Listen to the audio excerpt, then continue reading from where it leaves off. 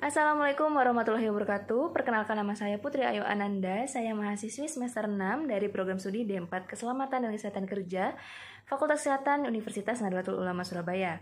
Jadi di sini saya ingin menyampaikan materi safety talk pada hari ini dengan tema tetap bugar dan say no to fatigue selama berpuasa Ramadan. Nah, berpuasa di bulan Ramadan ini memiliki beberapa manfaat terhadap kesehatan tubuh dan mental seseorang. Berpuasa dapat mencegah pembentukan radikal bebas yang berbahaya bagi tubuh yang dapat menyebabkan penurunan fungsi organ-organ tubuh. Saat berpuasa, tubuh kita tidak dapat asupan gizi kurang lebih selama 14 jam. Nah, berikut adalah beberapa hal yang sebaiknya dilakukan saat bulan puasa sehingga kita tetap sehat dan produktif serta mencegah bahaya dan risiko kelelahan selama bekerja. Yang pertama yaitu teman-teman jangan pernah meninggalkan sahur. Beberapa hal yang dapat dilakukan saat sahur yaitu yang pertama, makan makanan kaya serat, berprotein tinggi dan bergizi seimbang. Contohnya seperti gandum, kacang-kacangan, daging, ikan, buah-buahan, dan sayur-sayuran. Kemudian yang kedua, hindari terlalu banyak makan yang manis pada saat sahur. Karena apabila terlalu banyak makan makanan yang manis, dapat membuat tubuh bereaksi melepaskan insulin secara cepat sehingga membuat cepat lapar di siang hari. Kemudian yang ketiga yaitu pada saat sahur, hindari konsumsi teh dan kopi agar tubuh tidak cepat dehidrasi. Kemudian keempat, untuk membuat energi dari sahur tahan lama, bersahurlah lebih akhir saat mendekati imsak. Kemudian yang kedua, jangan tunda berbuka puasa.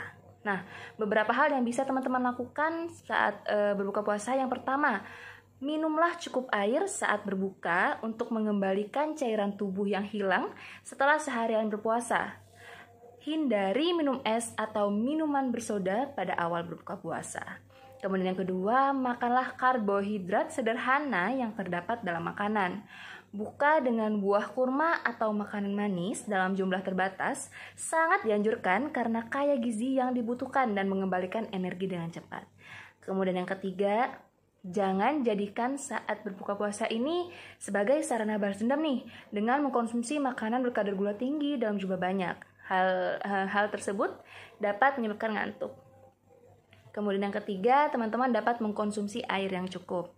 Nah, selama bulan puasa ini, aturlah agar teman-teman minum minimal 8 gelas air. Kemudian jadwal minum air putih yang baik selama berbuka puasa, yaitu yang pertama, saat baru bangun tidur mau makan sahur. Yang kedua, saat setelah sahur. Kemudian saat azan maghrib. Kemudian ketiga, saat selesai sholat maghrib. Yang keempat, setelah makan. Kemudian selanjutnya setelah sholat isya, setelah sholat taraweh, dan sebelum tidur. Kemudian yang keempat, tetap berolahraga ringan selama berpuasa. Jadi teman-teman ini harus tetap berolahraga ringan untuk menjaga kebugaran nih. Teman-teman bisa memilih olahraga ringan seperti jalan kaki, lari kecil, bersepeda, yoga, dan sebagainya.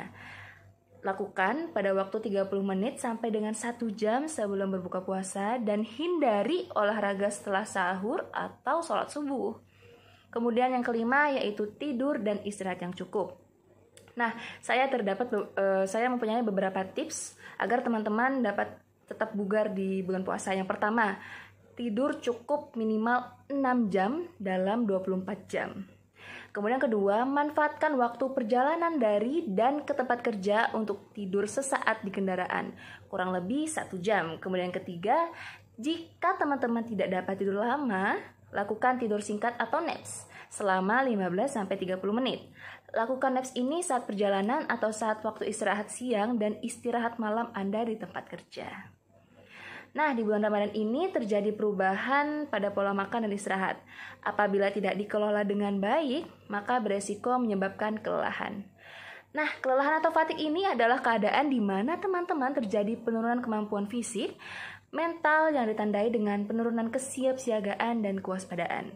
Penurunan kesiapsiagaan dan kewaspadaan ini beresiko menyebabkan kecelakaan. Nah, saya juga mengetahui tanda-tanda dan dampak fatigue bagi pekerja. Yang pertama, yaitu tanda-tanda jika sudah fatigue. Dari tanda-tanda jika sudah fatigue ini juga bisa dilihat dari fisik seperti sering menguap, kemudian kelopak mata memberat, menggosok-gosok mata, kepala terasa berat, mengantuk sampai tertidur sesaat atau microsleep.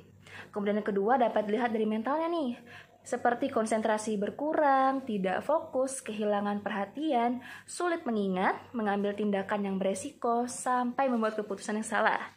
Kemudian dapat juga dilihat dari emosi, seperti menjadi pendiam, motivasi berkurang, meningkatnya stres, mudah marah, tidak dapat mengontrol sikap, menjadi lebih agresif, dan temperamen tidak terkontrol. Nah, kemudian yang kedua yaitu dampak fatigue pada pekerja. Yang pertama, tingkat perhatian akan menurun. Yang kedua, waktu reaksi menjadi lambat. Yang ketiga, kecepatan mengemudi dapat tidak terkontrol atau terlalu cepat atau bahkan terlalu lambat. Kemudian yang keempat, kemampuan menilai bahaya resiko menjadi rendah, seperti mengambil keputusan yang tidak tepat, suka terburu-buru atau mengambil jalan pintas.